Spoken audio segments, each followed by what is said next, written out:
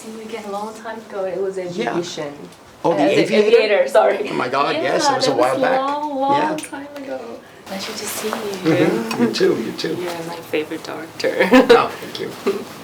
So we're starting, right?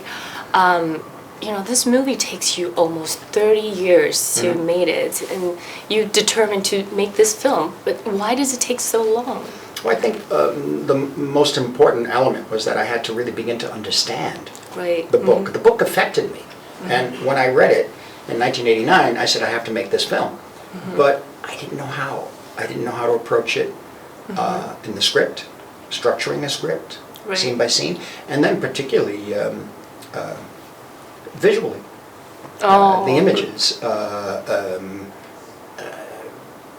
many different aspects of the images. In other words, is it objective or subjective? In other words, do we see everything from Rodriguez's point of view? Right. Do we all these sorts of things? How is the film to be shot before he's arrested and then after he's arrested? Right. And then how does one deal with all these monologues that he has in the book? All this sort of thing. And then ultimately, do I really understand what happens in the book? And it took me years to live my own life and make attempts at trying to write the script with my friend Jay and not succeeding. And maybe things in my own life help shape ultimately the understanding of the story at the end. You mentioned that the book affected you, and that's part of your life. Is it because you were raised in a Christian family? Yes, I was raised Roman Catholic. I took it more seriously than my family did, but primarily because I was sent to a school that was Roman Catholic in New York. Right, this is San Maria. Yeah, and so I became very much involved with them. They made sense, I thought. Right. And they were scary at times. And, scary? Yeah. In 1950s, young kids and nuns and discipline. But there was one priest who was a young man, and when I was 11 years old, he came to our church, and he was stationed there. He was there for 7 years, I think. And he was the major influence on a lot of us. He was more, we were Italian Americans, he was American Italian. Right. More American so does you, first. Right? Yeah, exactly. But we didn't know. We thought we were Italian. So he took us and shaped us for the outside world, and told us you don't have to live like the people here who are very sweet and mean well, but they come from the ancient world. They come from an old world. They said, this is America. This is different. Learn, utilize, learn. And he would give us books to read. Graham Greene. Oh. That it turns out that Graham Greene likes very much Endo. And it just turned out that way. He felt Silence is an excellent book, Graham Greene. And Graham Greene's book, The Power and the Glory, The Heart of the Matter, these were very, very important books to us. We didn't have books in my house, in my apartment. They didn't read. No, not at all? No, they didn't read, no. It's not they were working class there. Wow. So it was all visual. And this priest gave us the books. Right. And you dropped out and become, Yeah, I couldn't do it. I tried. And I thought I was young teenager, I was 14 or 15, a child. Right. And I didn't understand what a vocation really is. I didn't understand the commitment. So you went into art? Yeah, I kind of put the energy there. Right. And the only art I knew was moving pictures. I wish it could be. I wish it could have been writing. In a sense, you need less money to write a novel. But what inspired you to go into the movie art? I had no choice, really. I mean, I tried to. I didn't know what else to do. I continued in Catholic school, and then when I went to NYU in 1960, right in 1960, something happened with cinema that it opened up, that it became possible, like the technology of today, for anyone to make a film. Right. And there was this great cinema coming from all over the world. England and, France, Italy, Japan, many different places, Russia. And we were influenced, Sweden. We were influenced by all these films, Denmark. Right. The American cinema was on waning, and European cinema was influencing. And so we came out of that cultural exchange, in a way, and we got easier equipment. And we just started making the films. That touches you. Yeah. So somehow it all came together. Because up before 1960 in New York on the East Coast, very rarely could you make a film. There were very few independent films made.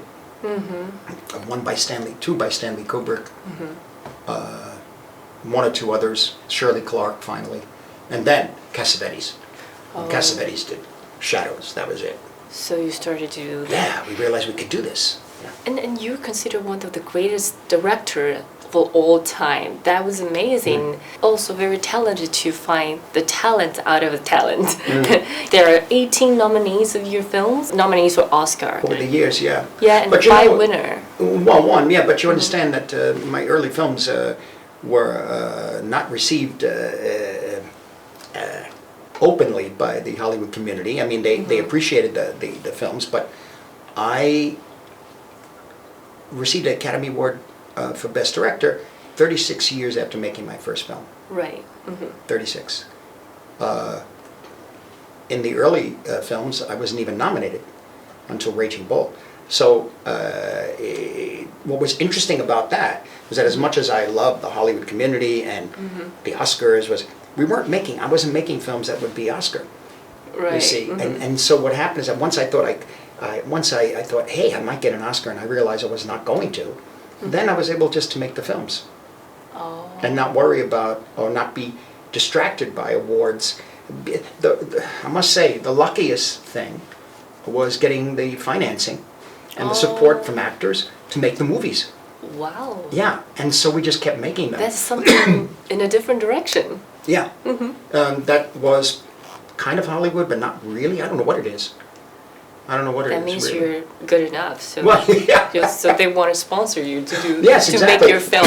Excuse me. Yes, and each time the studios changed. There was always one studio head or a studio producer that wanted to make a film with me, or the actors too. Robert De Niro helped make a lot of films. He talked about lots of good things about you. Well, because he had the power at the box office.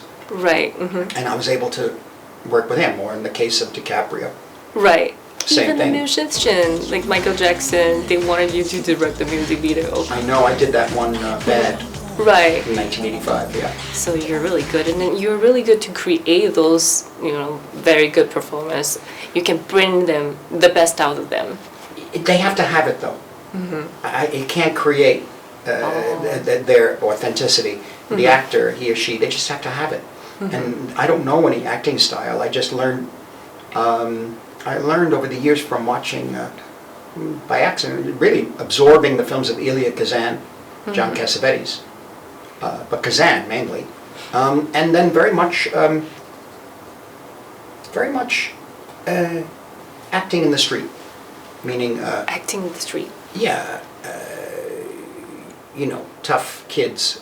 Right. Behaving a certain way, this kind of telling stories or being in difficult situations, talking your way out of the situation. That's something that I did want to ask you about. Like, you're a very mellow person. All your friends, like Robert De Niro, they said nice things about you. You're so friendly. But majority of your films are dark and violent. Violent, yes. Why? Well, that's part of who I am, I guess. Are you serious? Yeah, I would think so. You're not violent? No, well, there were times you get, when you're younger, there was a lot of I would get very excited, too excitable, I think. And a lot of that energy went into those stories. And, I wondered about violence. I wondered, because I grew up around it as a serious issue. I'm not talking about a wartime, but I'm talking about a serious issue of violence being an option to settle a discussion or, with a line drawn too. Right. In other words, sometimes if somebody used violence at the wrong time, I saw the consequences, which were terrible. So I wonder, how does one live in this world? And so I also wondered if I'm capable myself of this kind of violence. And I thought I would be over the years.